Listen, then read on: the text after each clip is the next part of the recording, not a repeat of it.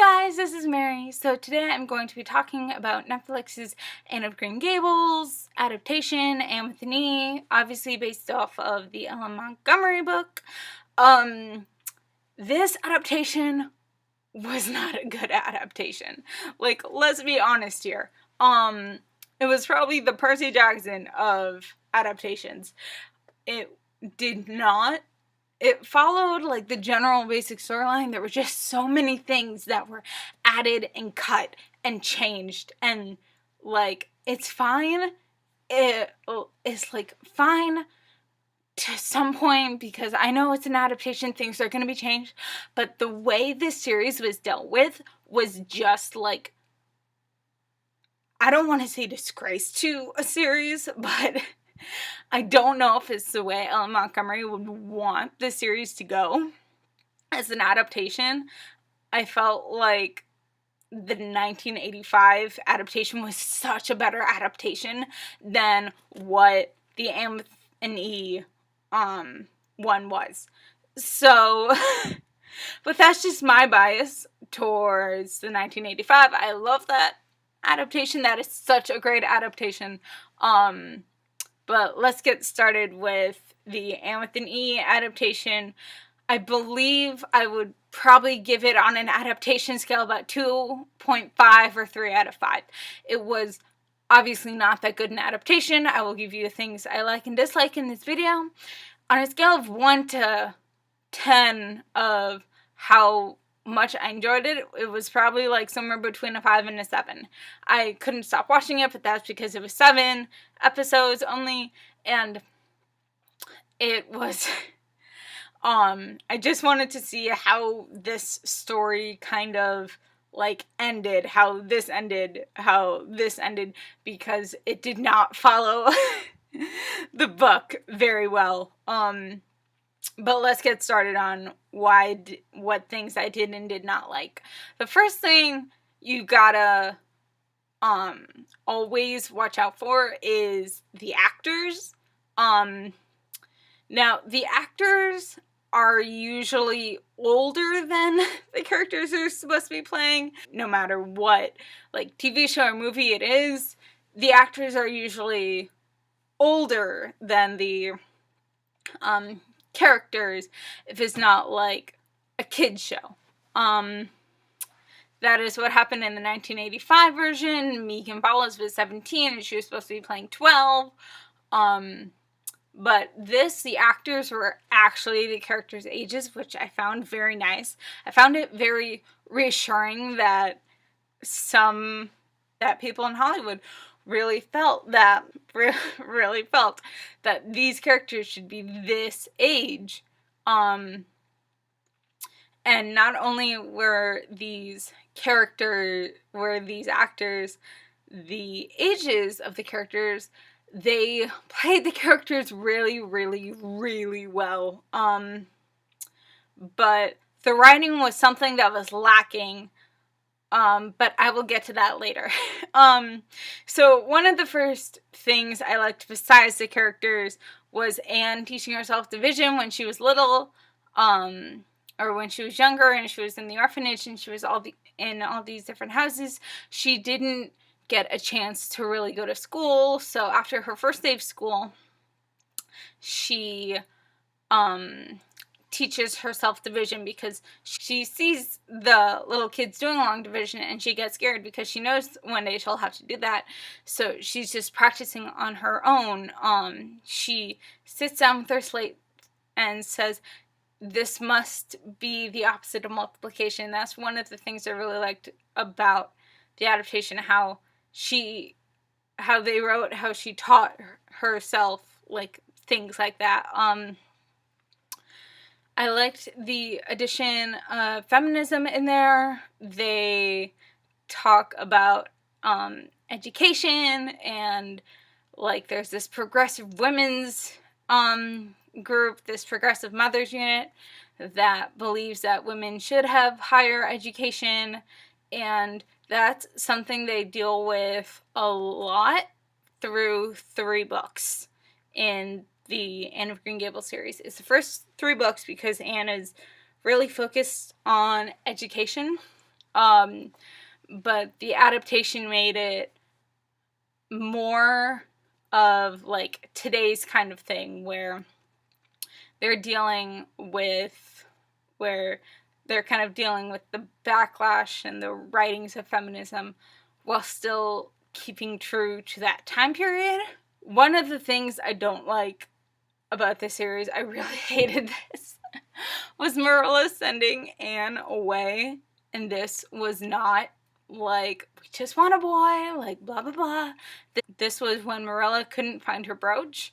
She was asking Anne, did you take it? Like, you knew that was like very important, and she was telling Anne stop lying, and then when Anne like lied and said, I took it, you know, I like lost it, it fell down the well, Marilla was like, I can't believe you, like anything you say, so we're gonna send you back. And so I really hated that. I felt like it was not true to Marilla's character. Obviously, she was upset about the brooch. Obviously, there was a change. The change was they weren't going to send her away. They were just going to not let her go to the church picnic in the book, which I felt was so much better because Anne felt this way too. She said it later on that she didn't like how any little thing she did, it could turn into her being sent away. But then when Marilla finds the brooch, she sends Matthew out to go and get her because she's being sent back to the orphanage. But I really liked her concern for Anne, her concern that like her and Matthew are lying somewhere when they don't get back like a day or two afterwards, because there's this like long journey that Anne has to take, like a train and then like a boat and all of these different modes of transportation, and Marilla is worrying herself sick. You also see Anne's kind of dark past, like with all her abuse, and Marilla and Matthew are kind of like concerned about that, like about how she like knows things she doesn't like necessarily need to know at her age, and that comes with her reputation when she's later in school after they bring her back and she sees the teacher and the girl like seeing each other like holding hands. She's like, oh, they must like, you know, be making a baby, because like all of this like different things that Anne has heard over the years, and she's telling Diana and the three little girls, the three friends, I guess. Priscilla's not really a friend, but yes, I really liked the concern. I did not like the fact that Anne's reputation was ruined because of what she's gone through. She already has a reputation as an orphan in Prince Edward Island, and she didn't like that. And now her reputation, when she hears, like when everybody hears what she said, it's just terrible. And Matthew and Marilla's concern after like they've heard that she's like heard and seen and like done all these things has very sympathetic and understanding of Anne and like why now she's the way she is sometimes. Speaking of the like girls, I did not like the way they wrote Diana. I thought Diana was way too meek.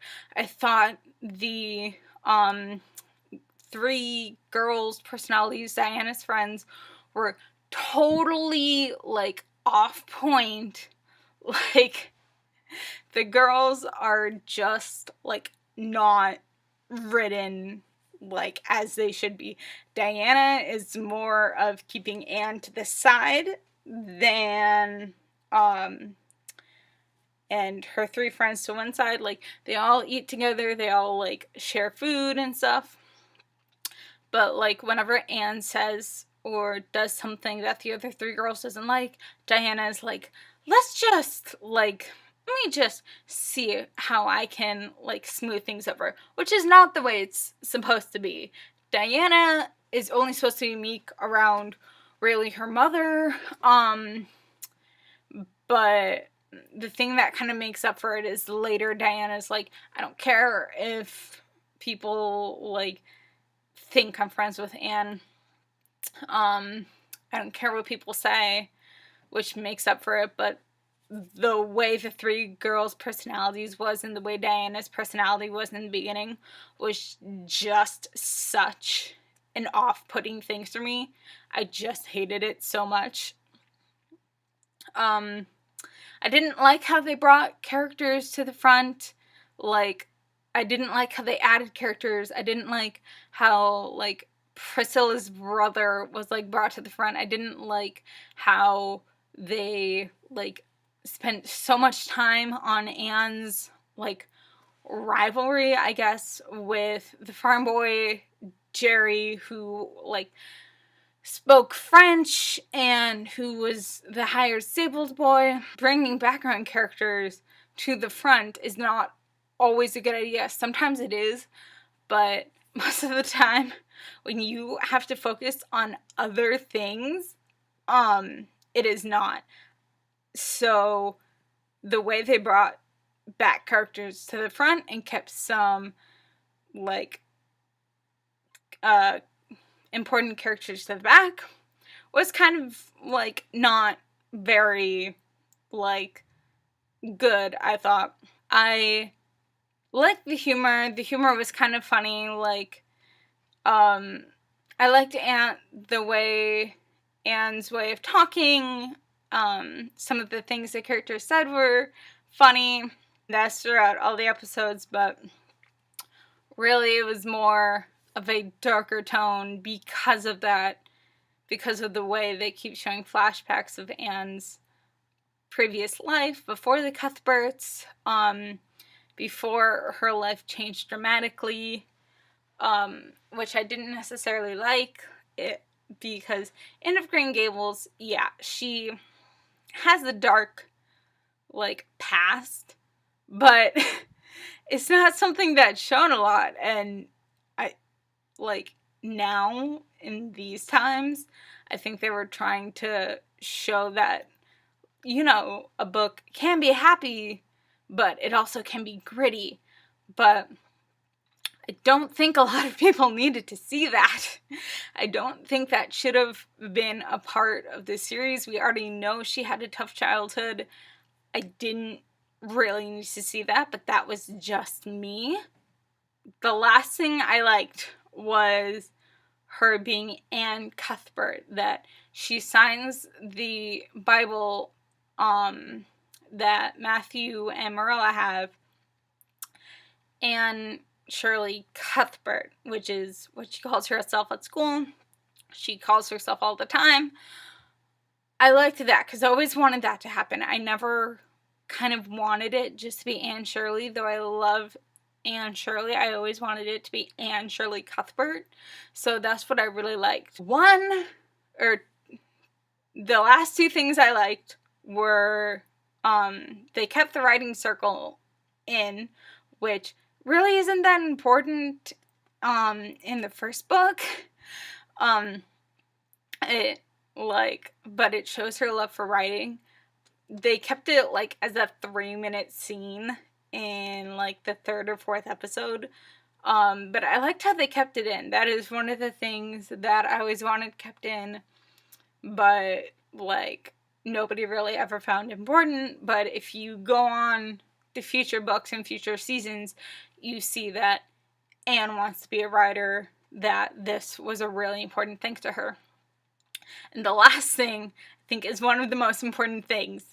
It shows a girl getting her first period. Like, let's be honest. How many shows of girls growing up can we say that, like, we've seen the girls deal with their, like, blooming womanhood? Like, let's be honest. That is something that a lot of shows have skipped. I don't think that is something that should be skipped. I think that the way they showed that Anne was becoming a woman, that she was dealing with all these things, I thought that was a great way to handle it. I thought that was a great thing to add in, because they skim it over in the book too. You just kind of assume through the books that, you know, she has it, she she got it sometime, but it wasn't that big a deal when it really is a big deal to girls. So congrats to the writers and producers and everybody who decided, yes, let's show that, like, a girl can, like, have this and not, like, be criticized for having this. Because a lot of shows just skip that. Like, they honestly don't care. So I found that very, like, lightning and heartening, and I think I did a fist pump because, you know, a girl, like, finally, you'll see her growing up, and they won't talk anything about it. But the things I didn't like, I already talked about Marilla sending her away, about, like, the back characters to the front, like, her 3 friends' personalities, even though Priscilla isn't a friend, and treating people like scum. Let's get to Gilbert. Okay, so Gilbert, they did not... I don't want to say they didn't do Gilbert's character justice. He's still kind of that, like, heart tone guy that, like, all the girls love. His father's still sick, but they did, like, kill off his father. They did, like, make him leave.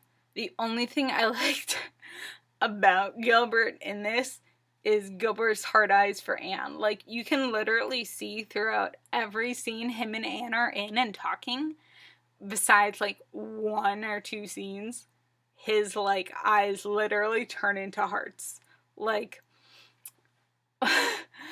like, Anne and Gilbert are probably one of the, like, power couples of books everywhere. And, like, it shows on any adaptation, Gilbert's heart eyes for Anne, the way he just looked at her. And that's basically the one thing I liked about this Gilbert. I didn't like Gilbert's father's death. I didn't like that. I didn't like how that happened. I didn't like they killed him off, because he's important in... He's not important in the next book. He's, like... He's a minor character, but, like, something happens in the next book. And, like, it shows his father gets well. And, you know, they shouldn't be killing off his father. They shouldn't be sending off Gilbert to some dock. It isn't good. I didn't like the fact that they showed Marilla and Matthew's past love life. Like, I think was probably one of the smaller things I didn't like. They kind of made it into a bigger thing, because, you know, in the books it's just passing. You knew that Marilla had something with Gilbert's father. You didn't really ever hear Matthew having a love interest. But this just kind of felt, like, weird. Like, why are we discussing Marilla and Matthew's, like, past life when, like, we're supposed to be focused on Anne? That felt kind of strange to me. That felt kind of an unresolved issue. Like, why are we dealing with this? Are we going to get this later? and if we aren't, this isn't supposed to, like, be this way.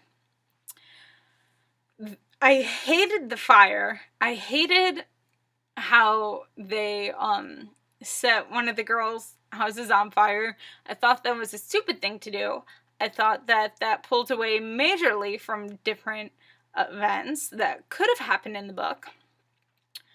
I felt that it was a stupid way to add Gilbert more into the story. It did show that, like, Anne did have smarts, like, because she knew the windows and doors shouldn't be open because fire needs, like, oxygen to, like, grow. So people were wondering why, you know, the fire kept growing, no water coming out, like, was killing the fire, but, like, Anne immediately knew. I didn't like how when Diana was coming to tea and Anne was, like, serving her tea and being like, yeah, let's have the raspberry sherbet or whatever, let's have the raspberry drink or whatever kind of drink it was, and it was accidentally wine.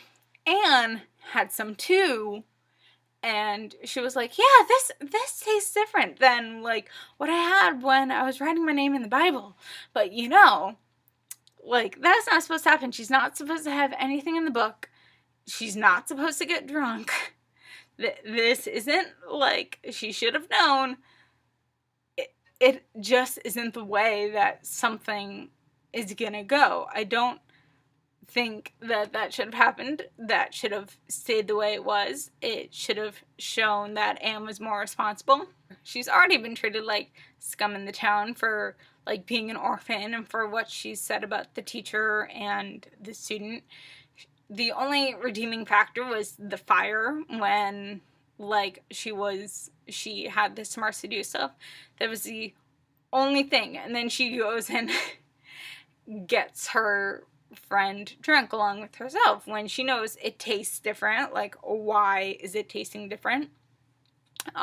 She should have known it tasted, like, she knew it tasted different. She should have known something was wrong.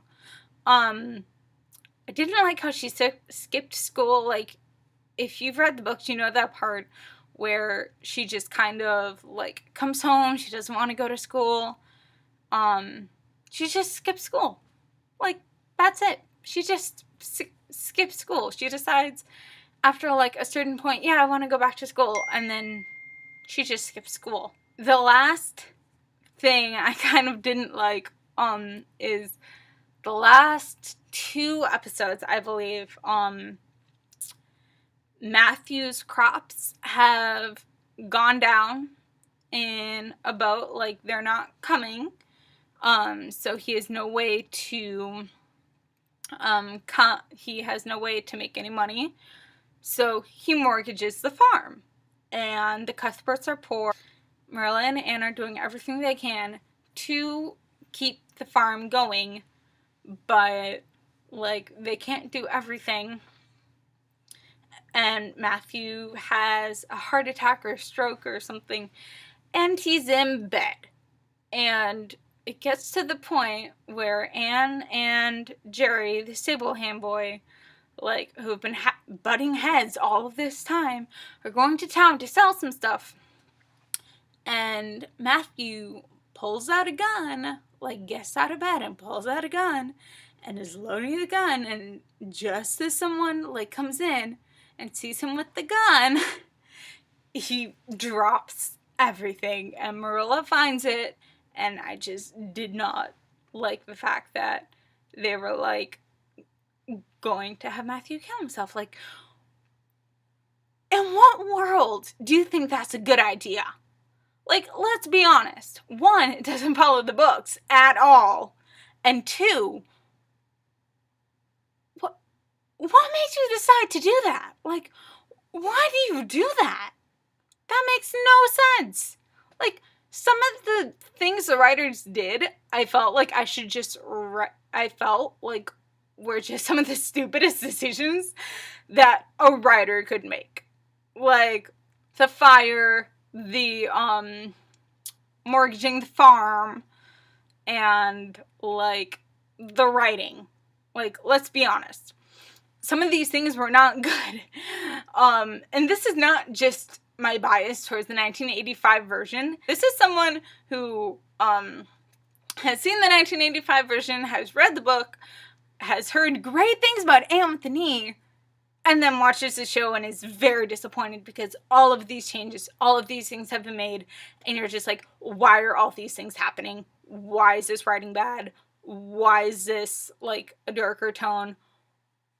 This should not be happening. This is like a really bad adaptation. People may think it's great, but, and you may think it's great.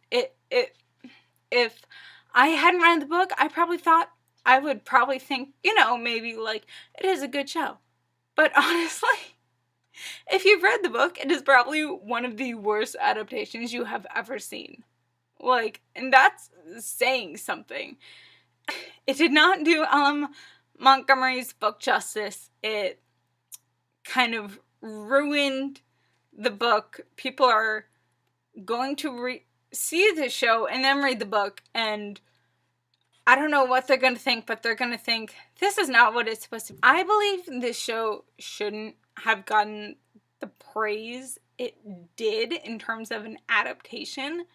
I think the reason it did was because it had a darker tone, and that was it.